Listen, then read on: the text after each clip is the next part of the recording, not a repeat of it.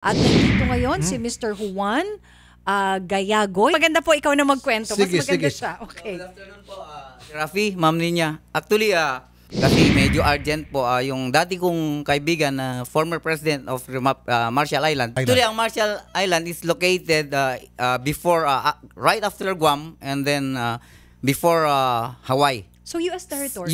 Actually, it's the own republic. Their Republic of Marshall Island is under, they have a bilateral agreement between Republic of Marshall Island and then the U.S. government. Oh, okay, sige, naintindihan ko na po. So ngayon na naging kaibigan mo po yung dating presidente ng Marshall Island. Apo. Ang palad nyo naman. Kayo. Kaya nga, rare po yung kwento ko.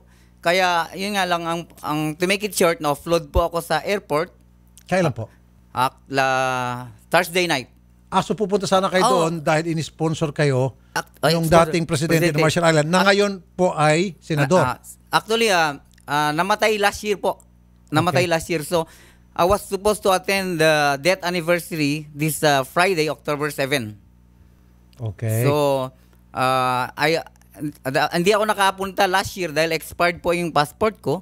So, I see to it na this time, through my effort, para may pakita lang po yung aking pagsasalamat sa dating presidente, nagporsigi po ako, maging ang asawa ko, na umattend sa death anniversary. So, unluckily, na-offload po ako sa airport.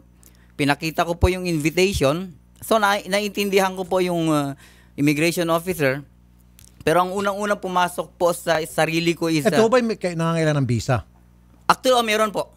So, pumasok ko sa visa? Pumasok po ako ng visa kasi meron po. Okay. Ito yung sinasabi ko, Ninse, na nagagalit ako sa mga tag-immigration, although hindi naman lahat. Kung nabigyan ka na ng visa ng bansa na pupuntahan mo, ibig sabihin, pumasa ka na sa lahat ng requirements na sinet nila for a visitor to be accepted in their country. Then, what the heck? Ano pang problema ng Pilipinas? Ano pang problema ng mga tag-immigration?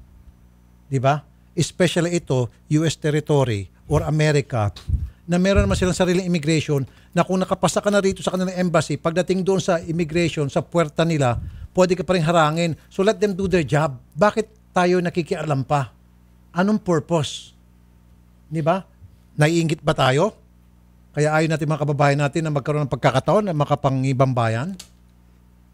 Diba? What the fuck? So sino nag-offload sa inyo? The certain lady name, the last name is Panganiban. Ano pong binigay na reason ba't daw kayo in-upload? The first thing they ask is, do you have any proof, like a photo of the son of the president? But I told the lady that I'm not used to it. At saka hindi lang naman, sabi ko, hindi naman proof na close ka sa anak ng presidente. Pero may visa o kayo dyan? Meron po, meron. Okay.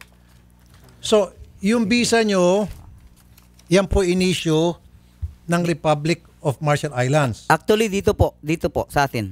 Kaya nga po, pero doon ka sa kanila pumunta. Opo, doon ako pumunta. May embahada sila dito. Wala po, ang visa is the transit visa stopping Guam. Okay. So, nabigyan ho kayo? Nabigyan po ako through the help of the former president. Yun nga yung sinasabi ko eh. Yan visa ano pang problema nila? United States of America.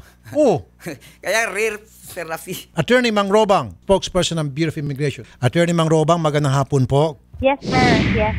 Andito ngayon si Mr. Juan Gayagoy, naiyak na po siya. Sobrang sama po ng loob niya, na-offload po siya. Despite the fact siya po ay nabigyan ng visa, US visa ho ito, tantamount to a US visa kasi nga po, itong Marshall Island is under a US territory.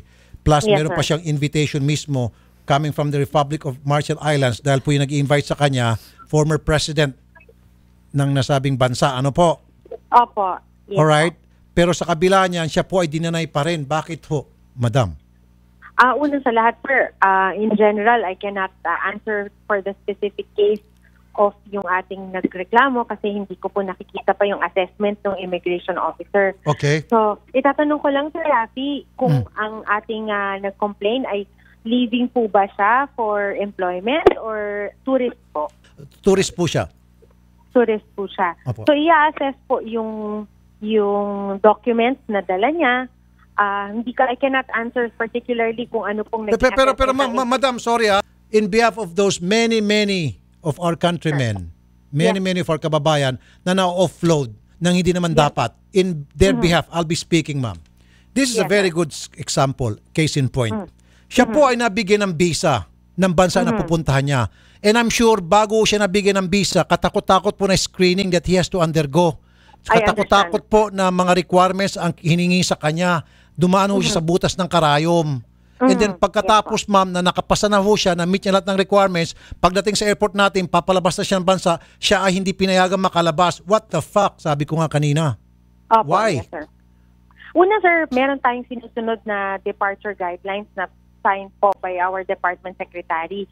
So yun po ang pinapatupad ng mga Sorry, mama. Forget that officers department secretary, whoever that fucking person is, forget the fuck whoever Yes, that sir. guy is. Sorry, mama, my language, sorry po. Kasi, ma'am, understand.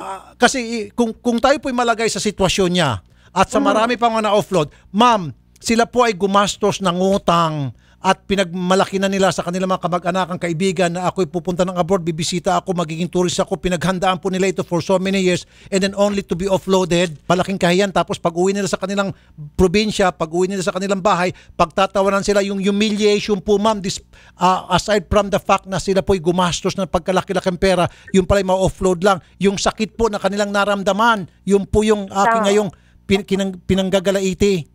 Opo, naintindihan ko po.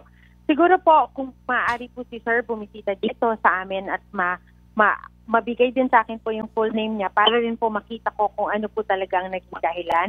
At siguro po, mapaliwanag ko rin mabuti kay Sir kung ano po ang nangyari. okay. At kung nagkamali po or meron man pagkakamali sa pag-assess, hindi naman po natin pinapayagan na indiscriminate po ang kanilang pagde-decide pagdating po sa mga ganitong bagay. Dapat, ma'am, baguhin nyo na po yung sistema. It's not you, it's no longer you. It's not between you already, and the commissioner or between you and me. It's between the people of the Philippines and the stupid people sa immigration. Hindi po kayo na hindi ho marunong mag-isip at kung sino man ho yung nagbigay ho ng ganung patakaran. Na dapat, ma'am, kapag meron na pong visa from the country na pupuntahan po ng kababayan natin at dumaan na sila sa butas ng karayom, pabayaan na po. Payagan na sila. Hayaan nyo na lang po pagdating doon sa bansa na pupuntahan nila kung sila ipababalikin dito. Kasi ma'am, dumaan na sila sa butas ng karayom sa embassy. Pagkatapos dadaan pa sila sa butas ng karayom dito sa immigration. Pagdating doon sa bansa, kapag nakalusot dito, doon na naman butas na naman karayom. Puro butas ng karayom. Ma'am naman, please. Opo, yes sir. Pakisabi naman po sa mga kasama nyo dyan. Especially pag US territory, ma'am, sobrang higpit. I know that for a fact. Yes po, yes. Because I've been there. Nakatakot-takot po nung unang-unang pumunta ako ng Amerika, katakot-takot po ang screening ko po doon sa Puerta, San Francisco. 'Di ba? Yes, sir. Buting Yes, sir. hindi ako na-offload kasi hindi pa uso 'yan. Ma'am, pabayaan na natin yung bansa na nagbigay ng visa na yun na lang po mag-screen. Wag na natin screen. Ano ba, ma'am? Naiingit ba yung mga taga-immigration natin? Ayaw ba naman? Hindi naman po, sir.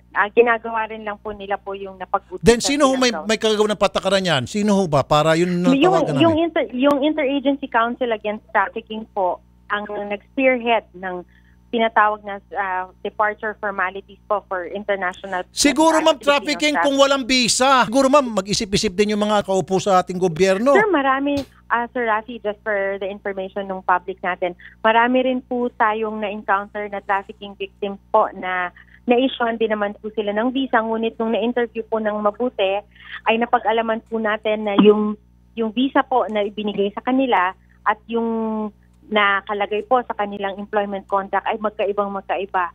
Dahil po yung ibang visa po, katulad po pag Middle East na countries, hindi po siya nakasulat sa alphabet na alam natin na English. Okay, naintindihan ko po yan. Ma'am, I'm not gonna argue with you pagdating dyan.